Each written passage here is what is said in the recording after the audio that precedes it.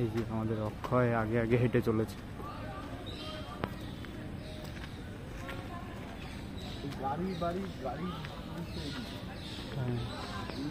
এটা একটা কোনো কিছু দিয়ে মুখ তৈরি করে।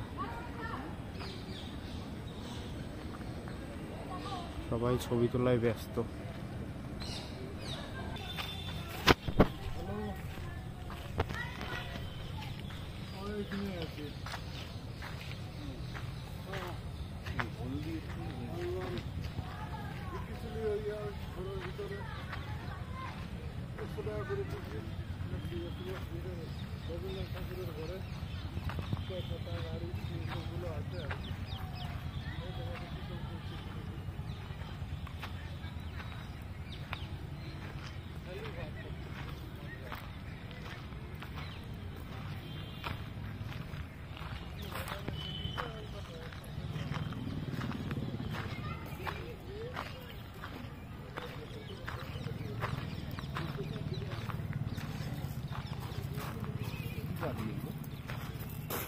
বালি পাগল, এগুলো পাথর দাও।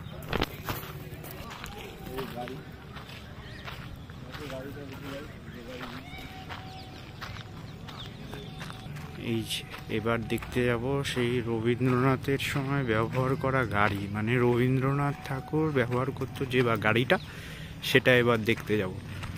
ওপরটা বেশ সুন্দর করে এরা এরকম ঘাস দিয়ে করেছে, তার নিচে দিয়ে যেতে হচ্ছে।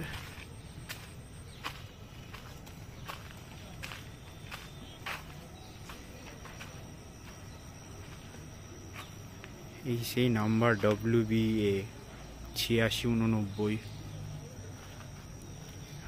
89 হচ্ছে আমার জন্মসাল।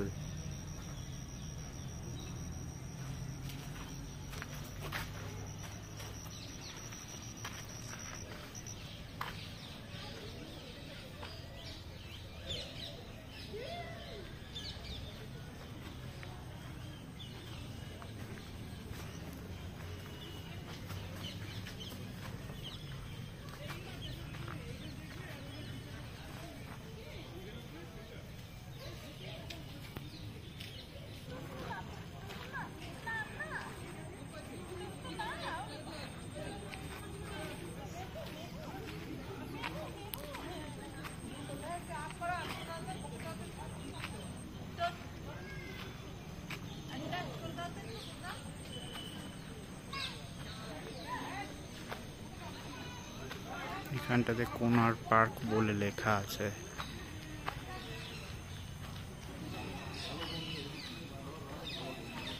এইটা হচ্ছে সেই ছাপা মেশিন।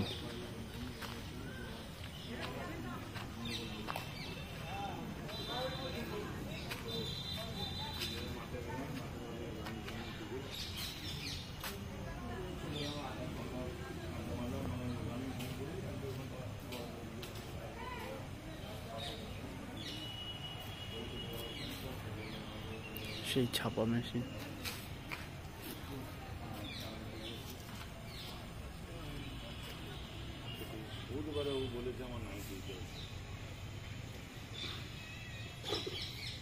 বুধবারে রাতে ও ঘরে ছিল না, ঘরে নাই ডিউটি বলে পালিয়ে।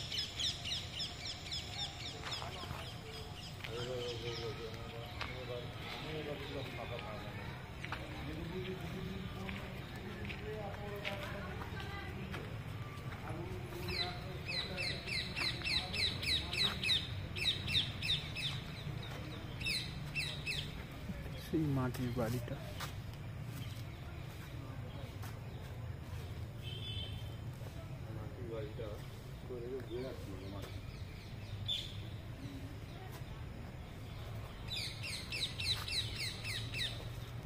এগুলো সব বসার জায়গা করা।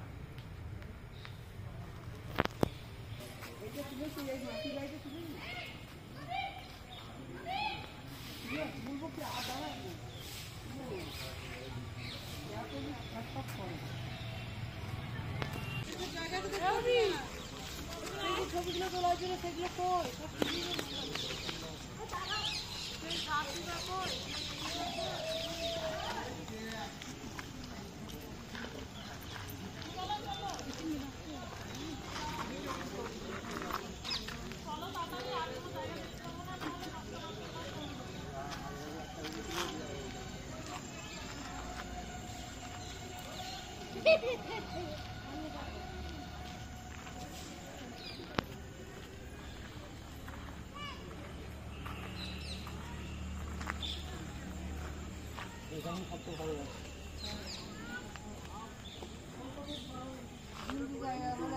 পছন্দ করতো না থাকতে ভালো লাগছে কলকাতায় যে একটু নিয়ে যায় না আমি পছন্দ করতো না। এবার বেরিয়ে যাচ্ছে এখান থেকে। অনেক রবীন্দ্রনাথের যে মিউজিয়ামটা করা আছে, যেখানে রবীন্দ্রনাথের ইউজ করা সব কিছু আছে, ওর লেখা কবিতা, অনেক সব ঐতিহাসিক কবি, তাদের ফটো, ব্যবহৃত জিনিস আছে। বাট তুলনামূলকভাবে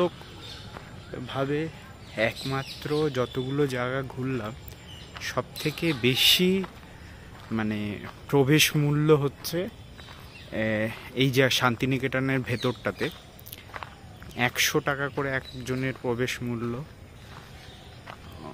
তো ভেতরে ঢুকে যেগুলো দেখলাম অর্ধেকের বেশি জিনিসগুলো হচ্ছে সব কিছুতেই ঢোকা যাবে না, ঘরগুলো সব অফিস রুম, অর্ধেকের বেশি ঘরগুলো অফিস রুম, আর কিছু 2-3টে রুমটাকে শুধুমাত্র রবীন্দ্রনাথের জিনিস আছে, ব্যাস আর কিছুই না। তো বেরিয়ে যাচ্ছে।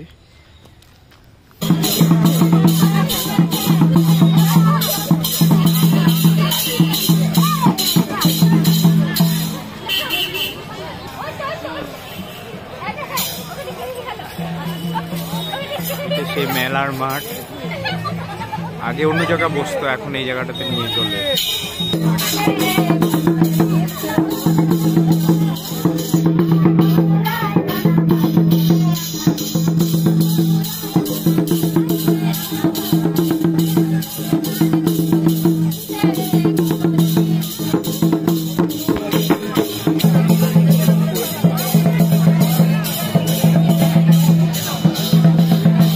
দেখছো সব দোকানপাট বসাচ্ছে এখানে, সব কাঠের জিনিস, কাঠ দিয়ে তৈরি সেই সব জিনিসগুলো দোকান।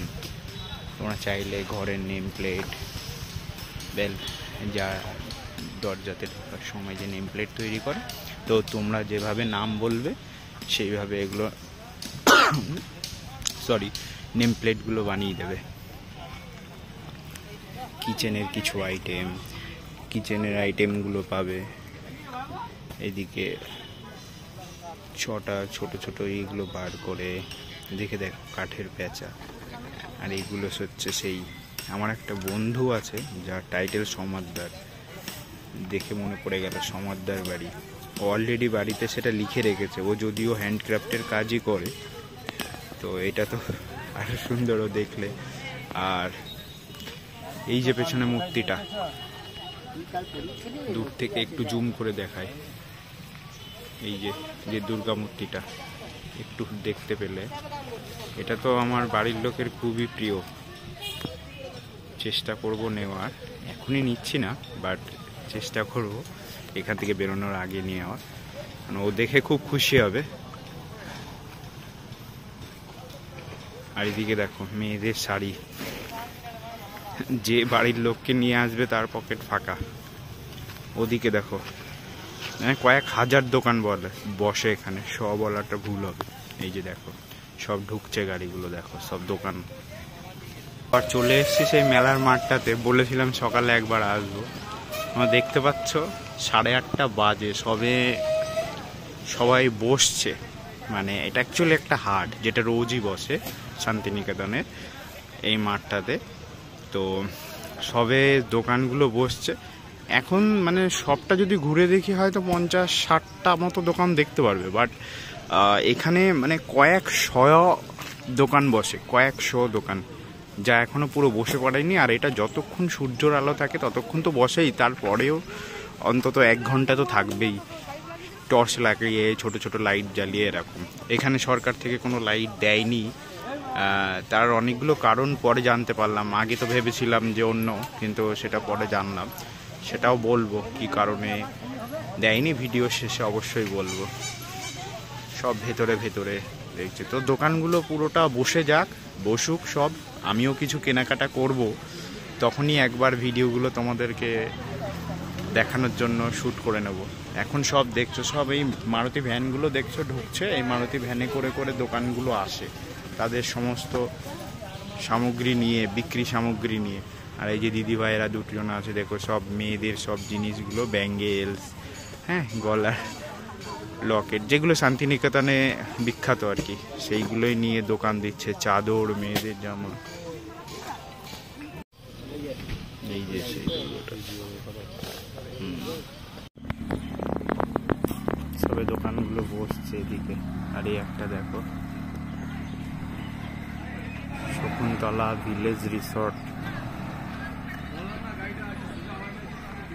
শকুন্তলা ভিলেজ খোয়াই, দেখো এই সাজানো, মানে পুরনো একটা শিল্পকলা দিয়ে পুরো সাজানো, আর কিছু ভালো জায়গায় রিসর্ট, হয়তো প্রচুর রেন্ট হবে এটা। এটা হচ্ছে সেই রিসর্ট, এর মূল প্রবেশ দ্বার, এইখান থেকে এই রিসর্টে ঢোকার জায়গা। ভেতরে গাড়ি পার্কিং এর জায়গাও আছে। এখানে কবিগুরু রবীন্দ্রনাথের একটা মূর্তি স্থাপিত আছে, তার সামনে থেকে এই বাজার শুরু হয়ে যায়। দাদু এগুলো নিয়ে বসছে, বাদ্যযন্ত্র নিয়ে। ছোটটা নেবো, দাঁড়াই বড়। আচ্ছা ঠিক আছে, নিবি বড় বড় একটা আবার একটু বাজিয়ে দেখছে।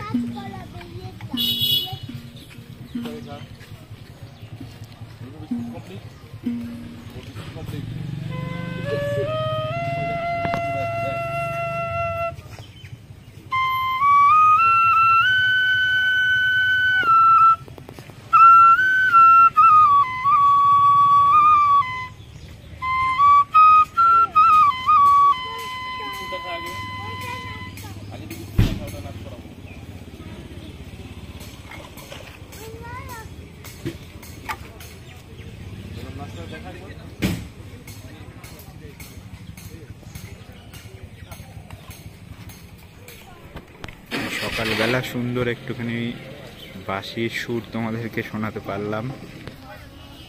এগুলো সব কাতারে কাতারে শাড়ি সাজানো আছে বিভিন্ন ধরনের, আরও তো বসছে।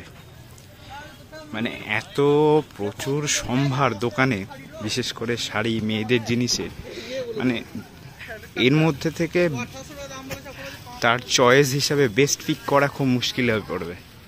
মানে এখানে কখন 2-4 ঘন্টা কেটে যাবে কেউ নিজেই বুঝতে পারবে না।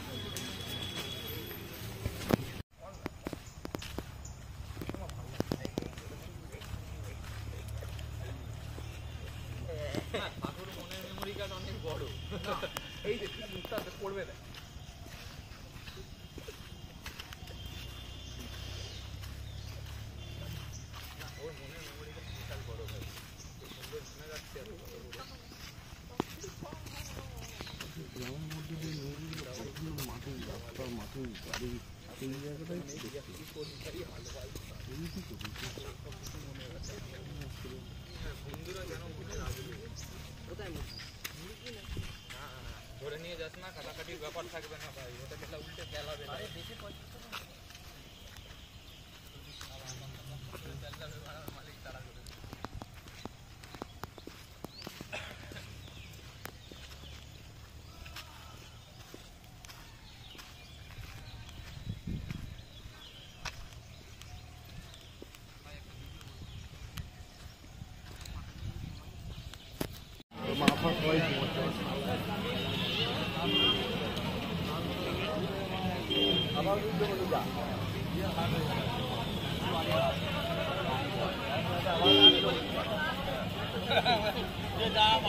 অন্তত ওই মাঠটা বহু এরিয়া, বলে বোঝানো যাবে না এরিয়া ধরে এই মেলাটা হয়। তো এসছি বিকালের দিকে, শেষের দিকে সন্ধ্যা হয়ে গেছে, তো এখন আর কিছু দেখাতে পারবো না ভিডিও করে। ভালো